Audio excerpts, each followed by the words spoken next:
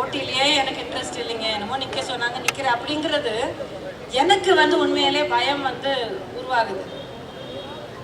ஏன்னா நான் உங்களுடைய இடத்துல நின்று பார்க்கும்போது இது என்னுடைய வாழ்க்கை விஷயம், இது என் குழந்தையோட எதிர்காலத்துல பாதுகாப்புன்னு விஷயம்.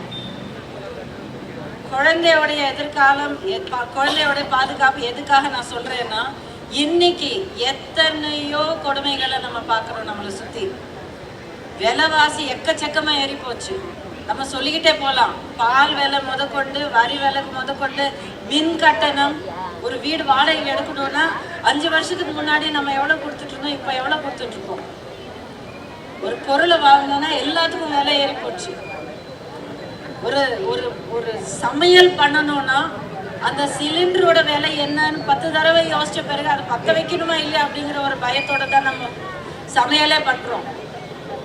இவ்வளவு மோசமான நிலையில இருக்கும்போது அம்மா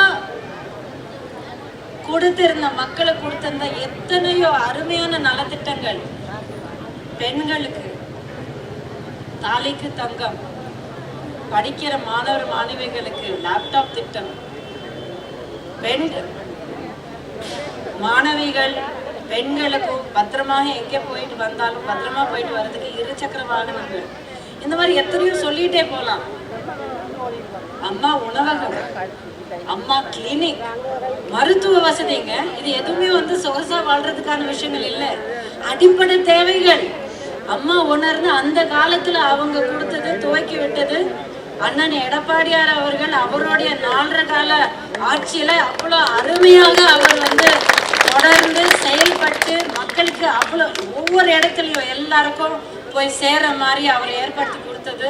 திமுக ஆட்சி வந்த உடனே ஒன்னொன்னு நிறுத்தியாச்சு. இத்தனை நலத்திட்டங்கள், மக்களுக்கு அடிப்படை தேவைகள் கொண்டு போய் சேர்க்கிற இந்த நலத்திட்டங்களை நிறுத்தி வச்ச அந்த இடத்துல வேற ஏதாவது கொண்டு வந்தாங்களா? சத்தமா சொல்லுங்க, இல்லன்னா தைரியமா சொல்லுங்க. நாளைக்கு வாக்கு எப்படி போடுவீங்க? அங்க பின்னால நிக்கிற பெண்கள், உங்களுடைய குரல் எனக்கு கேட்கணும். ஏன்னா உண்மையான சக்தி பெண்களுடைய கையில இருக்கு. உங்களுக்கான உரிமை தொகை உங்களுக்கு கிடைச்சிருக்கா? ஏன் கிடைக்கல? போன தடவை தேர்தல்ல உங்களுக்கு வாக்குறுதி கொடுத்தாங்கல்ல, எங்களை தேர்ந்தெடுங்க, ஆட்சிக்கு கொண்டு வாங்க, எங்களை எல்லா பெண்களுக்கும் 1000 ரூபாய் மாசம் உரிமை தொகை கிடைக்கும் சொன்னாங்களா இல்லையா? செயல்பட்டாங்களா இல்லையாமா?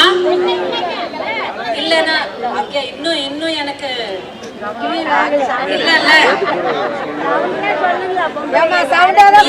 எல்லாமே நம்ம மனசுல வச்சுக்கிட்டு